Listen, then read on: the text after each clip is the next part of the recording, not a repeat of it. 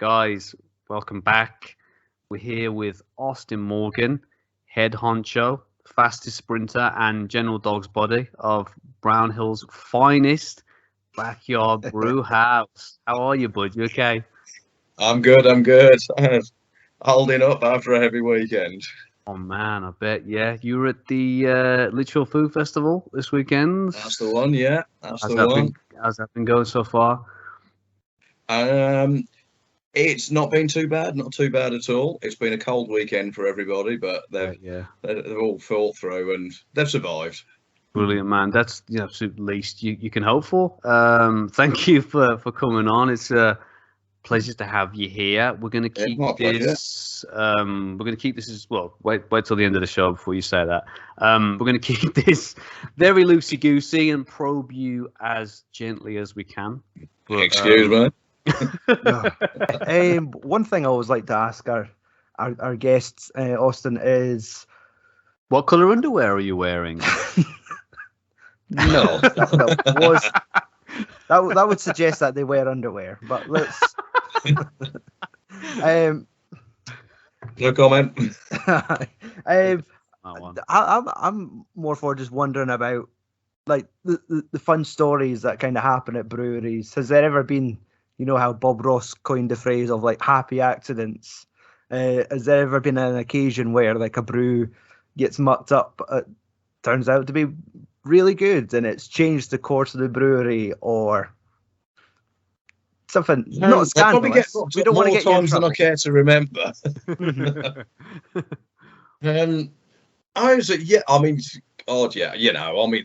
Things go wrong on a regular basis. It's what it is. Yeah. I'm trying to think what we've had in the past. I mean, you'll always get a beer that doesn't quite do what it's supposed to do, or then you move to the extreme end. Or someone failed to read the recipe. That's always a good one. I suppose that's quite important when you're making beer, I would think. It is, yeah.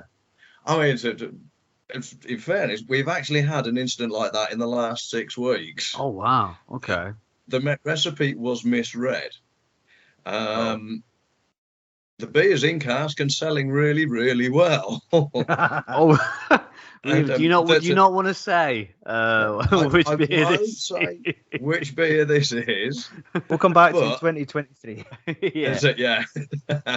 Yeah. So full disclosure in 12 months. Yeah. Yeah. The happy result of that was that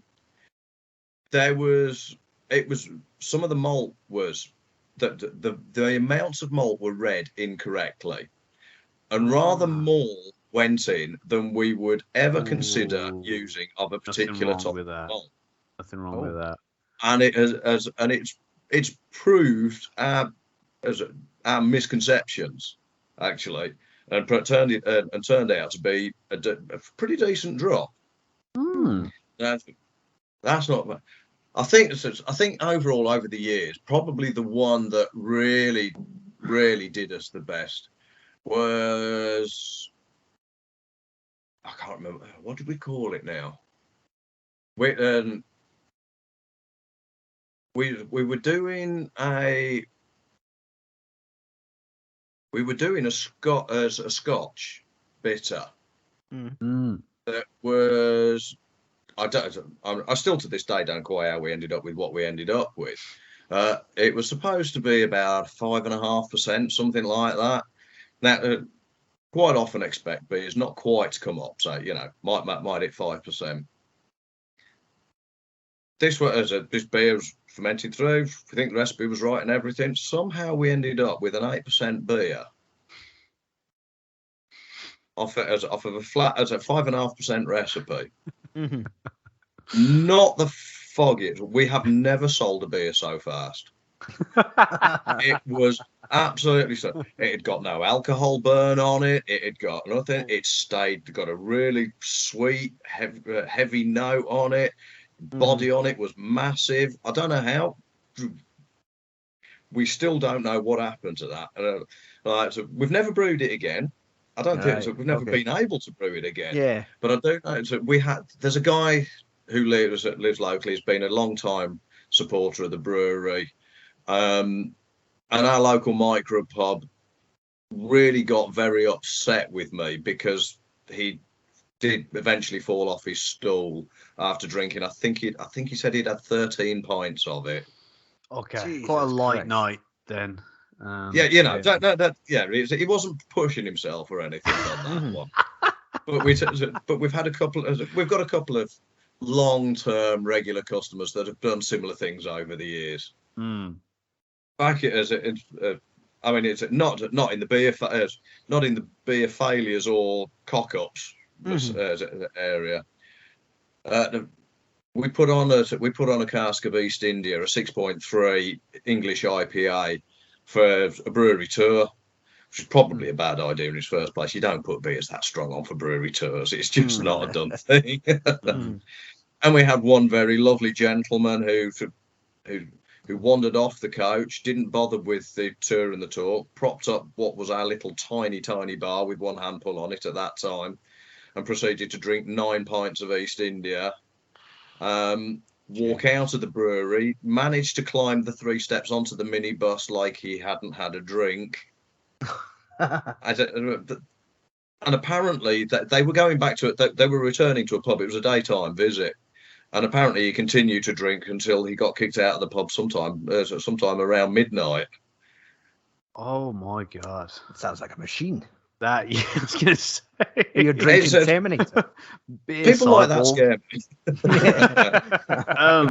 I was gonna say, yeah, just kind of touching on like your beer kind of permeating, it seems, through kind of every beer outlet in the West Midlands, from supermarkets to me being at the cinema a couple of months ago, and there was Jigger in the fridge. It really does seem like it's kind of everywhere, like, and it seems to kind of be popping up in very random places, which is awesome to see. I mean, in terms of distribution, how focused are you on getting out to those places? Where's the kind of aim really of kind of where you're getting out to? I mean, that is just a happy accident, or is it actually some thought behind it? Some of it always is happy accident. Sometimes it's luck. Luck gets you to places. Yeah. I mean, from day one, we've been a cask brewery. We've been. I mean, we're coming on 15 years this February. And we have always been absolutely a cask brewery, predominantly in the guest ale market.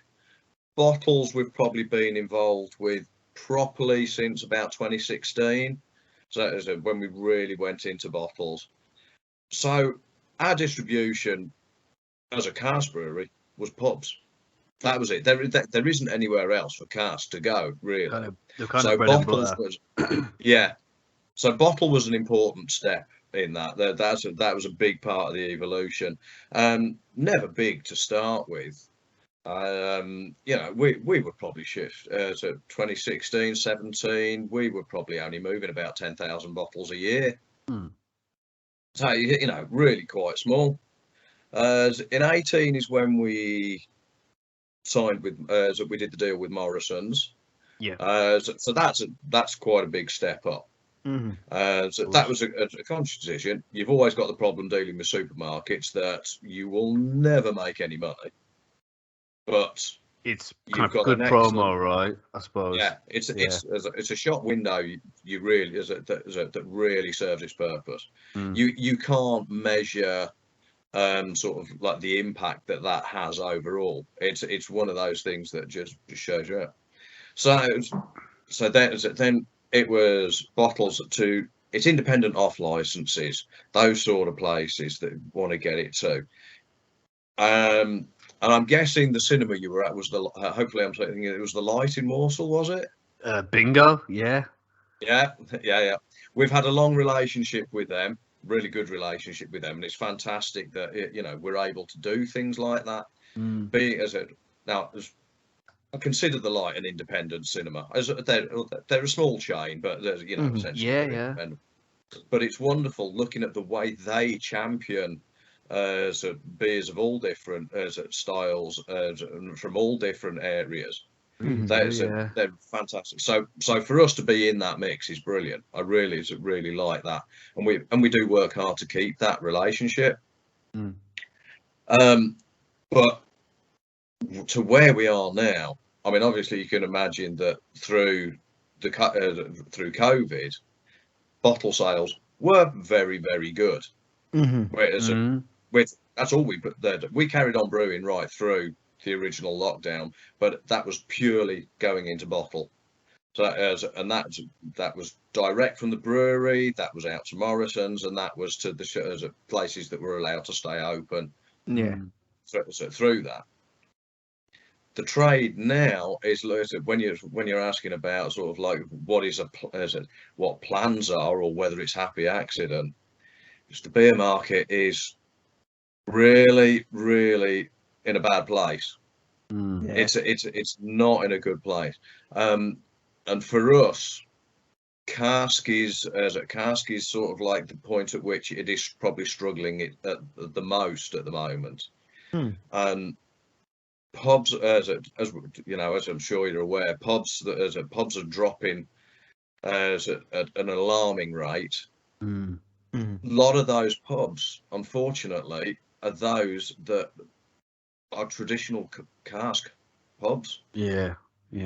It's something. So this is where we are now. We are slowly shifting this strategy. We introduced the range of 6 cans back in the summer, not as a craft can, but as an extension, as a modern extension to the cask products to improve the market. We have got now, hopefully, over the next 12 months, looking at developing more. Don't use the craft as that rather contentious term. Range of cans to reach out to new markets. We are having to pivot quite dramatically now, and that includes we're going to be handing volume over to keg product as well. Of course, I think with you guys though, you probably quite happily straddle the kind of traditional and craft kind of line or wall quite well. Yeah, we're quite fortunate. We've built what I hope is a good, strong and solid reputation for the quality of the beer that we do make. So while we are known as a cask brewery, we can use that reputation to push forward into the markets that we don't currently operate in. You know, I know we never want to lose cask.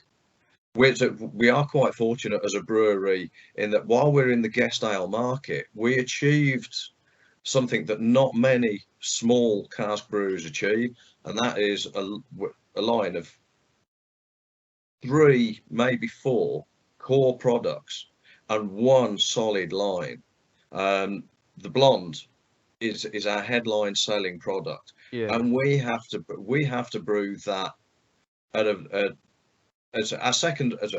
probably our second best core product would be the IPA, hopefully being enjoyed by yourselves at the moment. As IPA in the Horde, and we make probably 3 times more blonde than we do of either of those. So we've got that. We're trying to find a balance there, and we're lucky that we've got a core product. We've always been known for being able to put out lots of seasonals and lots of variation on the cask. We've got the bottles. That seasonal variation hopefully will give people the confidence to see that when we start producing new products for cans and for keg, that quality, that standard is going to continue. That's where we're targeting now. That's our aim over the next, well, hopefully 12 months, but realistically we're probably looking at a 2-year plan. Oh wow, that far ahead.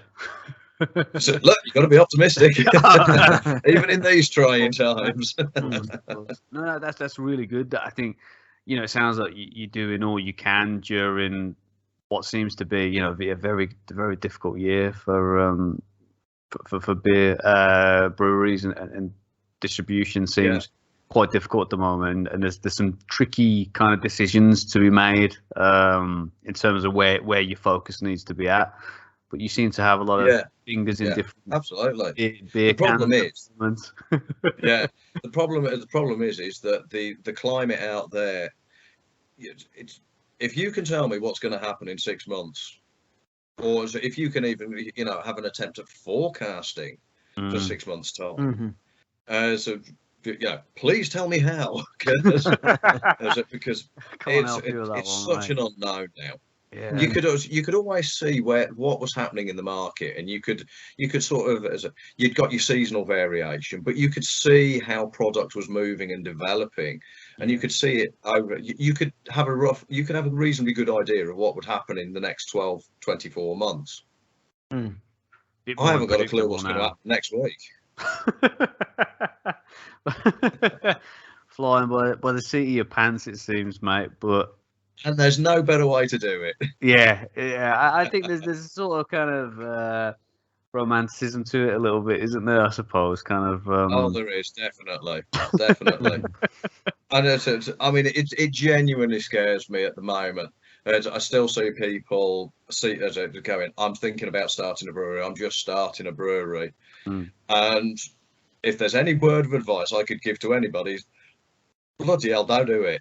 That's not because I don't want the competition. It's because I don't want anybody to go through the absolute hell that's involved in it. You heard it here first, folks. Don't start a brewery.